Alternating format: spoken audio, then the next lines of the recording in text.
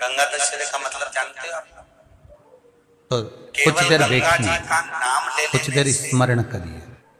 एक लोटा जल हमारे यहाँ तो यहाँ तक कहा गया है कि किसी मुर्दे को अगर जलाया भी जाता है जल का एक जरा सा तो कपाल क्रिया तक रुकना पड़ता है कि थोड़ा रुकिए, कोई पीछे से आकर कुछ कर ना जाए। दशहरा का मतलब है 10 दीप जलाएं, थोड़ी देर रुकिए।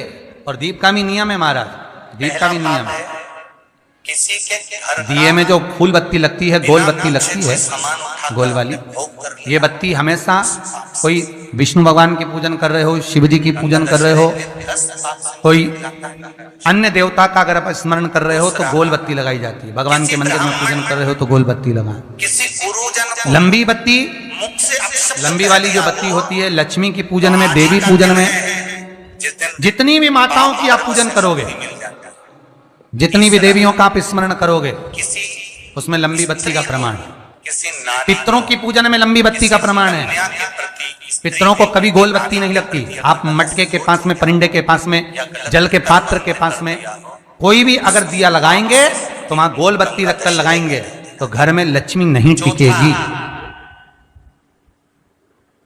कई लोग कहते हैं कि परिंदे के पास, मटके के पास में, पानी के स्रोत के पास में जहां जल भरते हैं, हंडा रखते हैं, टंकी रखते हैं, वहां पर मटके के पास बत्ती लगाओ, दिया लगाओ, पितर शांत रहेंगे। तो पितरों को शांत करो, मना नहीं है, पर दिया लगाने का नियम है कि पितरों को अगर आप दिया लगा रही हो मटके के पास, परिंदे के पास, या अमावस्या के दिन पितरों के लिए अगर दीप लगा रही हो तो गोल बत्ती अगर लगाओगी तो कार्य कभी सफल नहीं होगा। सूतक का मतलब होता है किसी के यहाँ कोई मर गया, धन आएगा जाएगा, टिकेगा नहीं। इसलिए पितरों के लिए अगर दिया लगाना है, पूर्वजों के लिए दिया लगाना है, पितरों के लिए अगर दीप लगाना है तो लंबी बत्ती लगाई। भोजन या पानी ग्रहण कर लिया। सूतक या सावड़ का भोजन या अन्न पानी, लंबी बत्ती का प्रमाण हमारे यहाँ शास्त्र। 5वें गोल नंबर का बत्ती गंगा दशहरे का वर्णन करता है। और सुंदर चरित्र कहा, आपसे भी लोगों को मुक्ति मिल जाती है। यदि 6ठे नंबर का वर्णन आया कि आपके जीवन में बहुत ज्यादा लक्ष्मी से तकलीफ है, कष्ट बहुत ज्यादा है, कब्जा कर लिया या हो या धर्म की जगह को अपना बना लिया इसलिए शायद कहा जाता है तो होने का एक कि भगवान को सर्वश्रेष्ठ कौन सा चंदन अच्छा लगता है।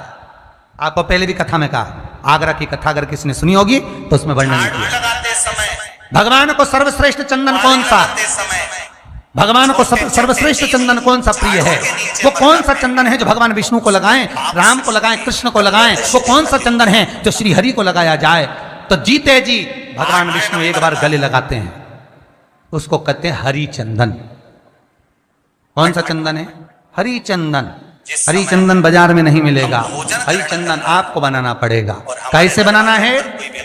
तुलसी जब सूख जाए उसकी जड़ को निकाल लिया जाए, वो जड़ को पानी में धो लिया जाए, धोने के बाद उसको सिलवट्टे पर, पत्थर पर घिसा जाए और घिसकर उसमें थोड़ा सा कुंकू रोली डालकर तैयार कर कर जो भगवान विष्णु के मस्तक पर, कृष्ण राम के मस्तक पर लगा देते हैं और उसकी एक बिंदी अपने हृदय पे लगा लेते हैं। जीते जी भगवान एक बार उसको गले लगाते हैं।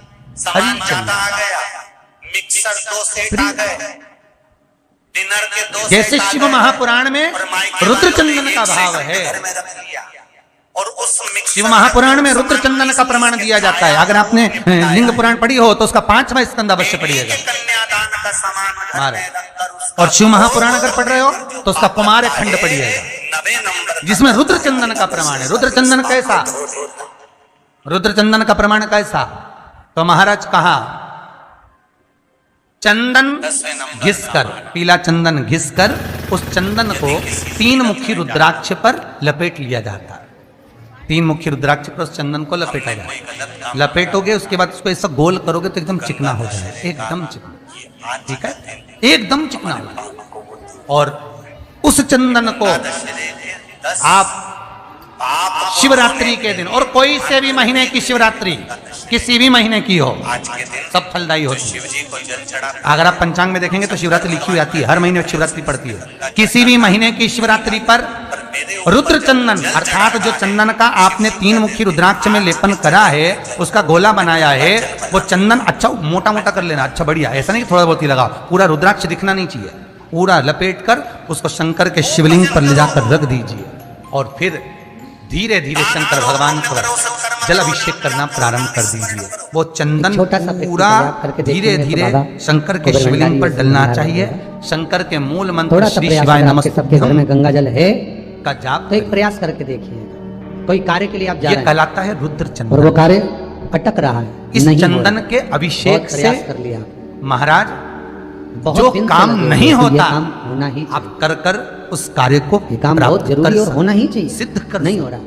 एक कटोरी में गंगा का जल निकाल लीजिए। हरि और चंदन कटोरी में गंगा का रुद्र जल चंदन निकालकर ये वो चंदन तुम्हारे घर है में जो जीवन एक का सिक्का सुख पड़ा हो, प्रदान एक करने रुपया, वाला 2 रुपया, हर 5 तत्व रुपया, दे। कोई सा भी एक सिक्का पड़ा हो, मंगल है, जो भी सिक्का राहु पड़ा है, केतु कुंड है, दशा केश्वर बेकार महादेव का चल नाम रही लेकर, है, लक्ष्मी नहीं आ रही, कष्ट जहाँ बहुत पनीरा होता है, पानी का मटका फैक्ट्रियां नहीं होता है, चल रही, पितरों का स्थान होता कहीं है, मत जाओ। हंडा भरते हो, मेरे मटका शिव भरते की हो, शरण उसके में पास में उस जाकर कटोरी को रखो, एक बार एक का शिव सिक्का, 2 का महापुराण सिक्का, को 5 का पूरी सिक्का, 10 का सुनो। सिक्का, जो तुम्हारे पास सिक्का पड़ा हो, शास्त्र के हटकर कुछ नहीं बोलेंगे। जो भी तुम्हारे पास जो पड़ा, शास्त्र संबद्ध उस है, सिक्के को स्कंद हथेली पुराण में में, लेकर विष्णु पुराण में, कुंड नर्मदा केश्वर पुराण महादेव का नाम में, लेकर लिंग पुराण उस में, कटोरी में डाल दीजिए शिव महापुराण और उस में, जल को नैनों से लगाकर आप भविष्य काम पुराण निकल में जाइए, वो जितनी काम जितनी आपका सफल बातें होकर ही लिखी रहेगा। होती है उसको छाट छूट छाट नहीं कर सकता। लेकर आते हैं, आपको बता गंगा देते के हैं कि आप जल ये में कर लो, वो उससे फायदा बल मिल होता जाएगा। है कोई ज्योतिषी और नहीं, आप कोई जो कुछ सिक्का नहीं, डाल बस रहे हो केवल वो ये भजन समझ कर करो, डाले कि कुंड शंकर केश्वर का महादेव को मैं गंगा में अनुमोदन स्नान करो और करने के लिए विश्वास हमारे रखो पहले शंकर पर। हमने भी देखा, आपने भी तो देखा किसी होगा, को 1 किसी रुपया की देने जब की बारिश जरूरत नहीं होती नहीं है, पड़ेगी। या भजन कोई करो, काम अटक जाता है, विश्वास जब बारिश शंकर क्या पर करते थे रखना। पहले के जमाने में, तो मंदिर को जन्म टेक कर दो, मरण पानी भर और दे परण शंकर वो देगा, सुख आपने कई वो जगह देगा, देखा होगा, उसमें समृद्धि शिव को डुबा- वो तो देगा, किसके लिए डुबाते थे? जिसके कुंड घर केश्वर में महादेव। बहु रिद्धि ये सिद्धि नियम हो, है कुंड जिसके केश्वर घर में महादेव का। और अमोद आज के और जमाने में प्रमोद तो चमकेश्वर होते महादेव हो, तुमको जिसके डुबा घर दिया, केश्वर महादेव में तुमको शुभ डुबा और लाभ दरवाजे पर बेटे बनकर विराजमान होते हो, जिसके घर में ये स्वयं उनके लिए- अखंड सौभाग्य देने वाली पार्वती हो, जिसके घर में कुंड केश्वर। लक्ष्मी देने वाली इनका लक्ष्मी नाम है। बेलपत्र जम के के बोलिए, पेड़ के नीचे कुंड झाड़ू केश्वर लगाती हो, जो महादेव। स्वयं सरस्वती को स्वर प्रदान करता है, वो शंकर है। और फिर जब सब आपका कुछ काम उसके हो पास जाए, में है, आप कुबेर जिससे का मिलने गए हो, खजाना वो चोर जिससे को काम दे की देता बात करने है, गए और काम हो गया, सर्वस्व तो वो जल ले उसके जाकर पास है। सिक्के तो के आप साथ इधर-उधर सिक्का डोलते तो क्यों डालो हो? मंदिर में, कहीं दान पेटी आदि में, और वो जल क्यों डोलो? भगवान कुंडकेश्वर के नाम से शिव जी को समर्पित कर दो। उस पर बाबा से विश्वास विनती रखो। करो, बहुत बहुत साधुवाद है वो बाबा, शंभु, आपने मेरी लाज रख ली, वो मेरी शंकर, कृपा बनी रहे, बस वो ये सुख- त्रिकालदर्शी, उम्मीद है वो वीडियो आपको कैलाशी, अच्छी लगी होगी। वो अच्छी अविनाशी, लगी तो इसे दूसरों के सुख साथ भी दे, शेयर करें आनंद ताकि दे। वो भी इसका लाभ उठा सकें और साथ ही चैनल को पाने का सब्सक्राइब करें तरीका, ऐसी केवल और उसको जानकारी रिझाओ। के लिए।